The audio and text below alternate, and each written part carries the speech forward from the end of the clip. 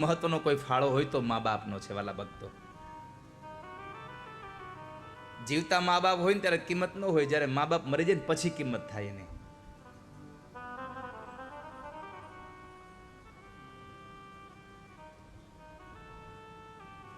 જ્યારે મા મૃત્યુ પામી હોય અને આપણે બીમાર પડીએ અને ત્યારે દીકરી જ્યારે બાજુમાં આવે અને દીકરી બાપુજીને દવા ને બધું આપતી હોય ને, ત્યારે દીકરીને જોઈને એમ થાય કે મારી માય મારું આમ જ ધ્યાન રાખતી હો.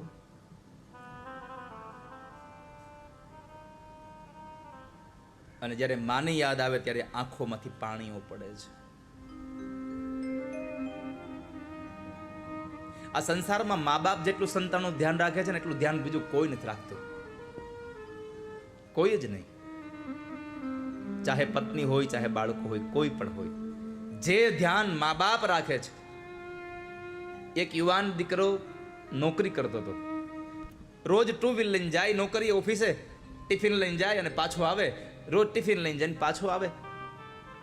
એમાં બરાબર એક વખતના સમયે ઓફિસ ગયો, ટિફિન ખોલ્યું બપોરના સમયે, તો બપોરના સમયે ટિફિન ખોલવામાં ટિફિનની અંદરથી એક પ્લાસ્ટિકની કોથળી નીકળી, ખાલી કોથળી પ્લાસ્ટિકની નીકળી. એટલે યુવાન વિચારવા માંડ્યો કે આ ખાલી કોથળી કેમ નીકળી છે, આમાં માં ભૂલી ગઈ હશે કાંઈ કે શું હશે. આખો દિવસ આમ મથામણ કરી પણ કઈ જવાબ ન મળ્યો અંદરથી. સાંજે ઘરે આવ્યો, જમી પરવારી અને મા બાપ સાથે બેઠો તો ત્યારે માને પૂછ્યું કે માં, રોજ તમે ટિફિન ભરો છો, કોઈ દિન આજે મારા ટિફિનમાં ખાલી કોથળી નીકળી છે, કેમ આજ મારી થેલીમાં તમે આ ખાલી થેલી નાખી પ્લાસ્ટિકની? અને ત્યારે એ જન્મ દેવાવાળી માં એટલું બોલતી, દીકરા તું રોજ ટુ વ્હીલ લઈને જાય છે ને, હે ભાઈ તું રોજ ઓફિસે તારી બેગ લઈને જા છો અને તારી પાસે ટુ વ્હીલ છે, ફોર વ્હીલ નથી. અને અત્યારે ચોમાસાના મહિનાઓ ચાલુ થઈ ગયા છે. કદાચ તું ટુ વ્હીલર આવતો હોય અને રસ્તામાં વરસાદ આવે તો તારા ખીચામાં રહેલા પૈસા, તારા અગત્યના કાગળો, તારો મોબાઈલ પલળી ન જાય એટલા માટે મેં તને પ્લાસ્ટિકની કોથળી હારે આપી છે.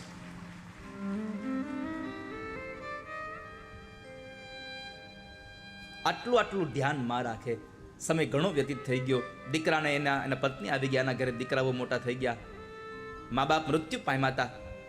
એમાં એક વખતના સમયે દીકરો ઓફિસે ગયો અને ઓફિસેથી નીકળ્યો અને ત્યારે બરાબર વરસાદ પડ્યો અને પોતાનું ટિફિન ખોલ્યું, પોતાની બેગમાં જુએ પણ ક્યાંય પ્લાસ્ટિકની કોથળી નહોતી. ત્યારે માની યાદ આવી કે માં હોત તો આજ પ્લાસ્ટિકની કોથળી મારી બેગમાં હોત, મારી માં હોત તો મારી કોથળી આજ આ મારા કપડાં આ બધું મારું બગડી ન જાત.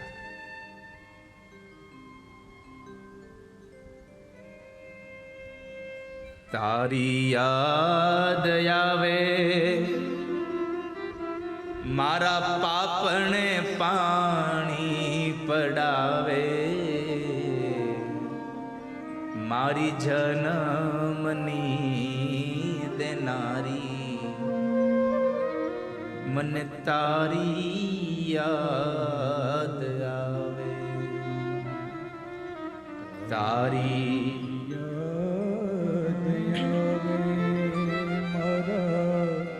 પાપને પાણી પડાવે, મારી જન્મની દેનારી મને તારી. આ સંસારમાં તમે ક્યારેક અનુભવ કરજો, તમે ગમે તેટલા મોટા થઈ ગયા હો, તમારી ઘરે દીકરાઓ ને ઘરે દીકરા હોય, પણ તમારી ગૌઢી માં જ્યારે જીવતી હોય અને તમે રાત્રિના સમયે બહાર ગયા હો, જ્યાં સુધી તમે ઘરમાં ન આવો ત્યાં સુધી ઘરમાં બધા જ વ્યક્તિઓ રૂમ બંધ કરીને સૂઈ જશે, પણ ખૂણામાં ખાટલો નાખીને પડેલી તમારી વૃદ્ધ માં નહીં સૂવે ત્યાં સુધી, જ્યાં સુધી તમે ઘરે નહીં આવો ત્યાં સુધી. મા બાપ જાગતા રહે છે, હજી મારો દીકરો બહાર છે. નિંદરા ન આવે બેટો હોય ઘરની બાર જો, ખખડે ડેલીને માહરખે દ્વાર ઉઘાડે. આવ્યો મારા લાલ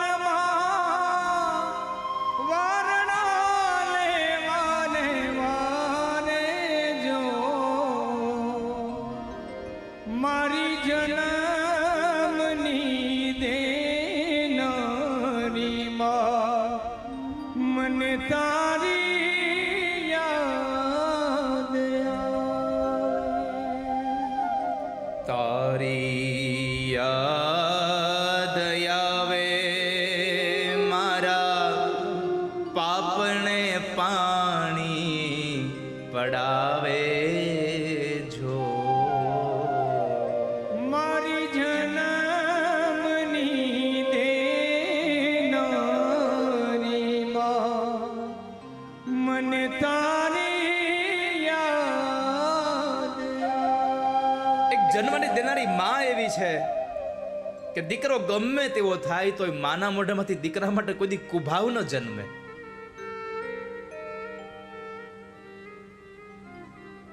આજ ધુંધુકારી માને મારવા માટે દોડ્યો છે. માં હાથ જોડી કહે છે, ભાઈ મને શું કામે ને મારે છે? તમને ખબર છે આ સંસારમાં તમે ઠંડક લેવા માટે હિમાલયમાં વયા જાવ ને, પણ જે ઠંડક માની ગોદમાં મળે એ તમને હિમાલયની ગોદમાં ન મળે કોઈ દિવસ. અને એટલે કવિ લખવું પડે કે દાન કહે છે, હૈયું રે માળો માતું દયાનો મીઠો દરિયો જો અમી વરસે આખડિયુંમાં વરસે અહાડી હેલી જો કે દાન કે જગ્યા ખું તોલું તારી તોલે કોઈ ના આવે જો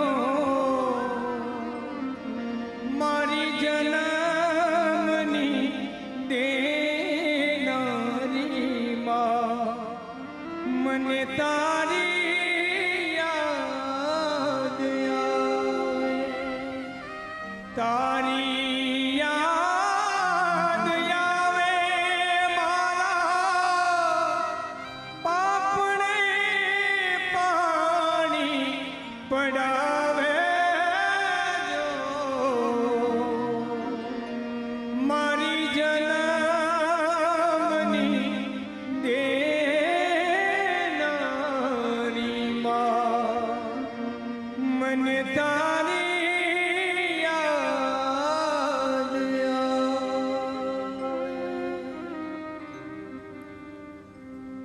હૈયું રે હેમાળો ન માં તું દયાનો મીઠો દરિયો. દરિયાનું પાણી હંમેશા ખારું હોય, પણ માં તો એટલી દયાળો મીઠો દરિયો છે. જેમ આકાશમાંથી અષાઢ મહિનામાં હેલીઓ વરસે, એમ હે માં તારી આંખમાંથી અમીની હેલીઓ વરસતી હોય છો. માની આંખમાં સદૈવ અમીની હેલીઓ જ હોય.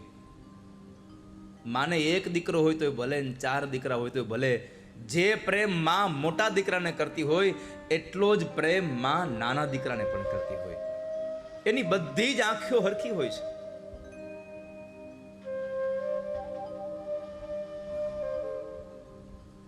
ગાડી લઈને નીકળ્યો અને માની યાદ આવી, અને યાદ આવતાની સાથે આંખમાંથી પાપણોની વચ્ચેથી પાણી માંડ્યું પડવા.